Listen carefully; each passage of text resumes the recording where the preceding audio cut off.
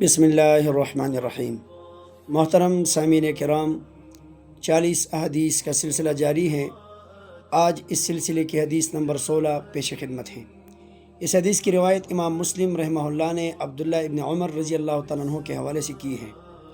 نبی کریم صلی اللہ علیہ وسلم نے فرمایا، لا یحل للمؤمن، کسی مومن کے لیے یہ جائز نہیں، ان یہجر اخاہ، کہ وہ اپنے مسلمان بھائی سے قطع تعلق رکھیں، فوق ثلاثۃ ایام، 3 دن سے زیادہ۔ محترم سامعین کرام، کسی ذاتی اور کسی دنیاوی مصلحت کی بنا پر دو مسلمانوں کے درمیان جب قطع تعلق شروع ہو جائے تو اس کی حد 3 دن تک ہے۔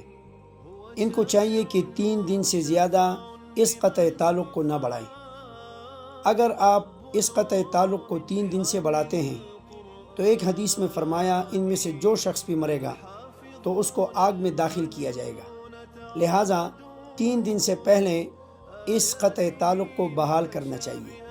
پھر ایک حدیث میں فرمایا کہ ان میں سے جس آدمی نے بھی سلام کے ذریعے ابتدا کی اور اپنے تعلق کو صحیح کرنے کی کوشش کی تو اگر دوسرا بندہ اس سلام کا جواب دے دیتا ہے تو دونوں ثواب میں شریک اور برابر ہیں اور ان کا تعلق بحال ہوا۔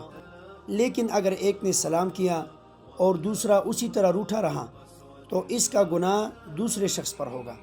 پہلا والا شخص اس گناہ سے نکل گیا، اب دوسری کی ذمہ داری ہے کہ وہ اپنے تعلق کو بحال کرے، لہٰذا 3 دن سے زیادہ قطع تعلق کرنا یہ جائز نہیں۔ اس حدیث میں 3 دن کے الفاظ آئے ہیں، ایک دوسری روایت میں 3 راتوں کا تذکرہ ہے۔